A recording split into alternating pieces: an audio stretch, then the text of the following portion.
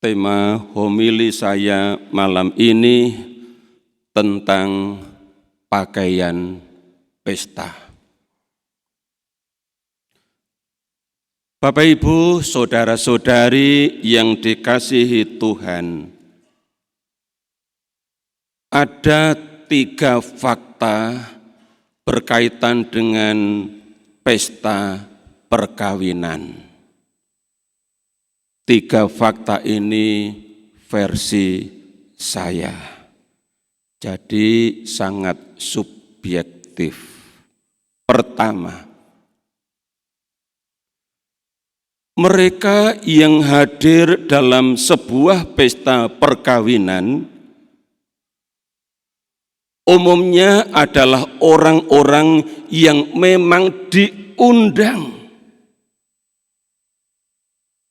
untuk hadir dalam pesta perkawinan itu.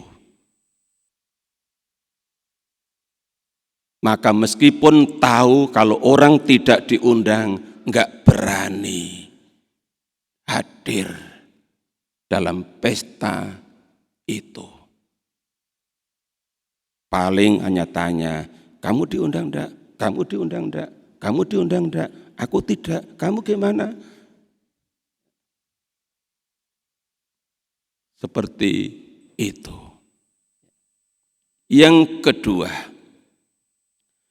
di antara mereka yang hadir dalam pesta perkawinan dan karena diundang, sekaligus yang paling sibuk memikirkan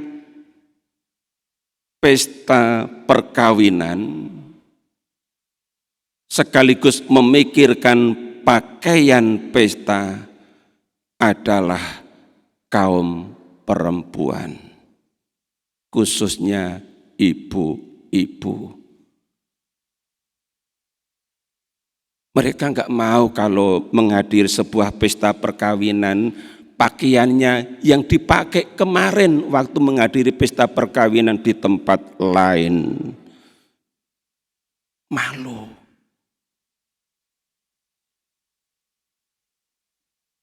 Maka mereka sibuk memikirkan pakaian pesta. Sedapat mungkin baru. Ojo iku-iku wae pakaian pestanya. Dan baru pun kalau beli tidak cukup hanya yang puluhan juta. Ada yang bilain sampai ratusan juta. Demi penampilannya dalam pesta perkawinan. Karena yang pesta temen deket, malu pakaiannya sederhana dan itu saja. Sedapat mungkin pakaian yang belum pernah dipakai, sehingga merasa nyaman dalam pesta perkawinan. Itu versi saya, tolong dicek ibu-ibu benar apa tidak. Ya. Sejauh saya pernah ngerumpi, ya, dalam arti mendengar ibu-ibu cerita, kurang lebihnya seperti itu. Ya, yang diceritakan tentang pakaian pesta, beli di mana, mana yang bagus. Ketiga,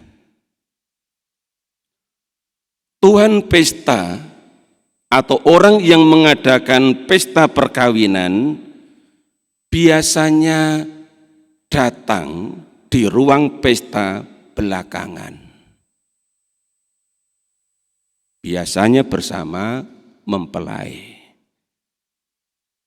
Mereka bisa menjumpai para undangan yang hadir biasanya pada waktu mereka sudah selesai makan, didatangi permeja, bilang terima kasih kehadirannya, lalu foto bareng. Setelah foto pindah meja sebelah. salami satu-satu, foto, lalu pindah lagi.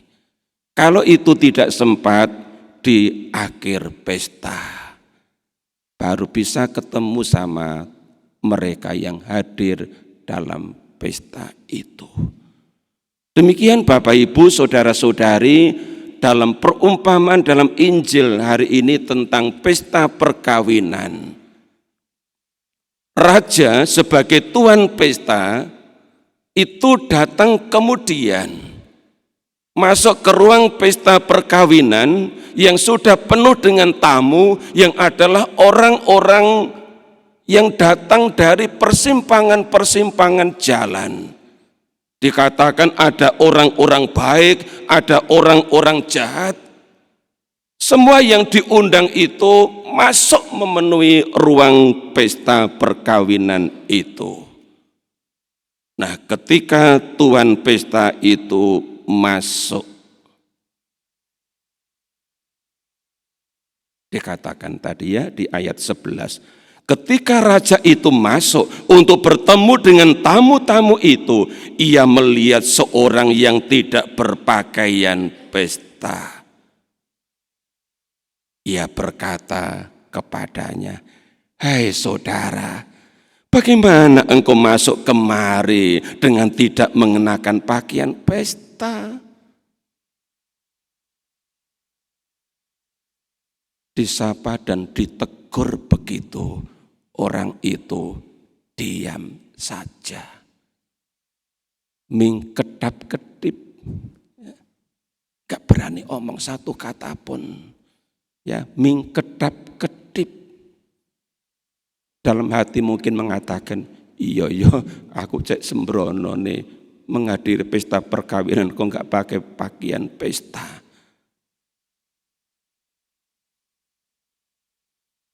Orang itu ditegur dan disuruh keluar.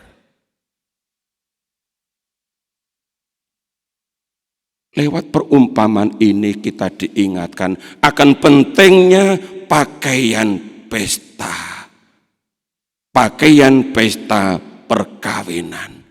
Ingat Bapak Ibu saudara-saudari bahwa ini adalah perumpamaan.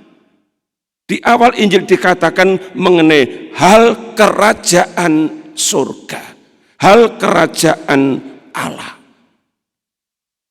Itu sama seperti pesta perkawinan. Nah, karena ini berkaitan dengan hal masuk ke dalam kerajaan surga, maka yang perlu kita renungkan atau tanyakan adalah pakaian pesta macam apa sehingga itu penting dan bisa menjamin seseorang boleh masuk, boleh hadir, boleh ikut pesta atau tidak.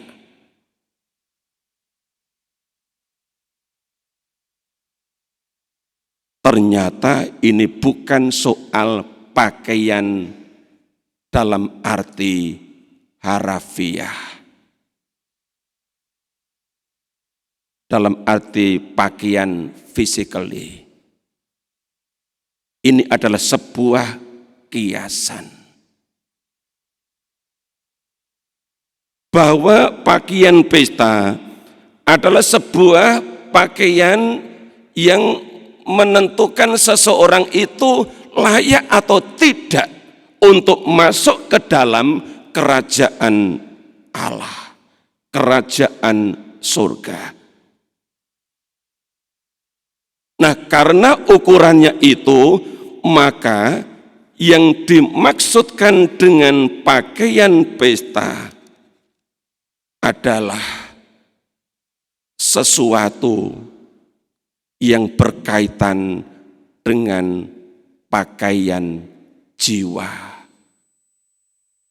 bukan pakaian tubuh fisik, tetapi pakaian jiwa. Seperti dikatakan dalam kitab Pengkhotbah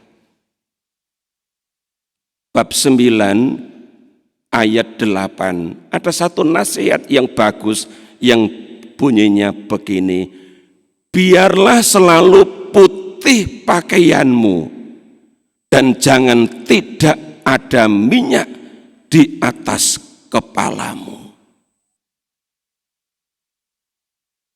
Biarlah selalu putih pakaianmu. Ini sebuah kiasan juga, sebuah nasihat supaya orang menjaga kebersihan jiwa. Diusahakan supaya tetap bersih.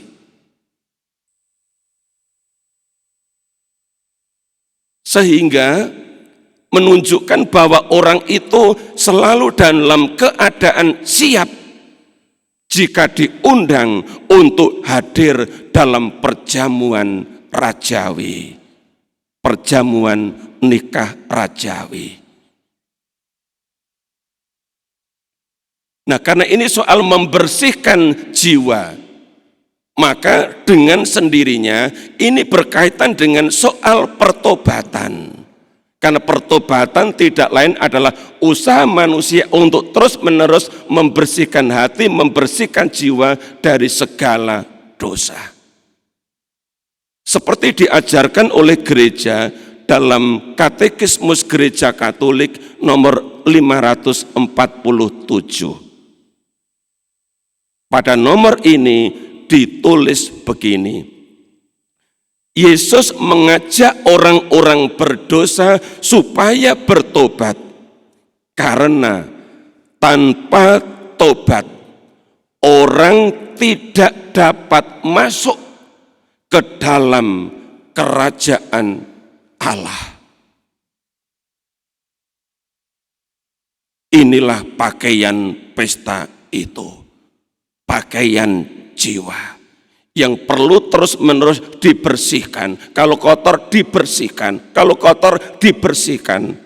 Maka sang pengkhotbah mengatakan, biarlah selalu putih pakaianmu, pakaian jiwa. Dan gereja menegaskan hal ini. Tanpa pertobatan, orang tidak dapat masuk ke dalam kerajaan surga atau kerajaan Allah.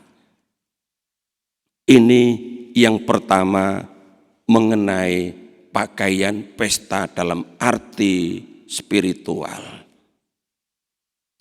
Yang kedua, pakaian pesta itu juga berkaitan dengan pakaian keselamatan yang sudah kita kenakan sejak kita dibaptis. Seperti dikatakan oleh Rasul Paulus dalam suratnya kepada jemaat di Galatia bab 3 ayat 26 dan 27. Galatia 3 ayat 26 dan 27 bunyinya begini: sebab kamu semua adalah anak-anak Allah karena iman di dalam Yesus Kristus. Karena kamu semua yang dibaptis dalam Kristus telah mengenakan Kristus. Kamu semua yang telah dibaptis dalam Kristus telah mengenakan Kristus. Dalam Katekismus Gereja Katolik nomor 1227 berkaitan dengan sakramen pembaptisan, di sana dikatakan dengan mengutip teks ini, Galatia bab 3 ayat 27. Kamu telah mengenakan Kristus. Lalu diberi keterangan dalam kurung sebagai busana. Kurung tutup. Jadi pada saat kita dibaptis, kita mengenakan pakaian pesta. Kita mengenakan Kristus sebagai busana, sebagai pakaian. Tetapi ini bukan pakaian yang melekat di tubuh luar, tetapi ini melekat di dalam jiwa, pakaian jiwa, busana jiwa, atau disebut juga pakaian keselamatan. Maka ini penting sekali, bahwa untuk masuk ke dalam kerajaan surga mesti memakai pakaian pesta. Dan kalau kita sudah dibaptis, kita telah mengenakan pakaian itu yang harus kita kenakan sepanjang hidup kita. Maka kalau sudah mengenakan Kristus sebagai busana jiwa, jangan ditanggalkan busana jiwa itu. Jangan meninggalkan Yesus. Jangan menanggalkan Yesus yang adalah busana jiwa. Karena ini menjadi syarat pakaian pesta untuk boleh masuk ke dalam kerajaan surga. Maka tugas kita adalah memelihara busana jiwa ini. Karena kita sudah mengenakan Kristus sejak kita menerima sakramen baptis. Kalau ini kita kenakan terus-menerus sepanjang hidup kita, maka kita menjadi orang-orang yang selalu siap kapan saja Sang Raja memanggil kita untuk ambil bagian dalam perjamuan nikah surgawi.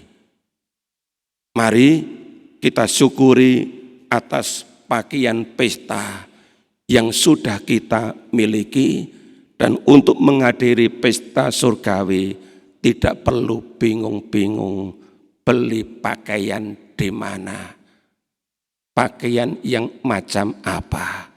Kita sudah diberi pakaian pesta itu. Dengan pertama, bertobat terus-menerus. Dan yang kedua, dengan mengenakan Kristus. Selalu menyatu di dalam seluruh hidup kita. Tuhan memberkati.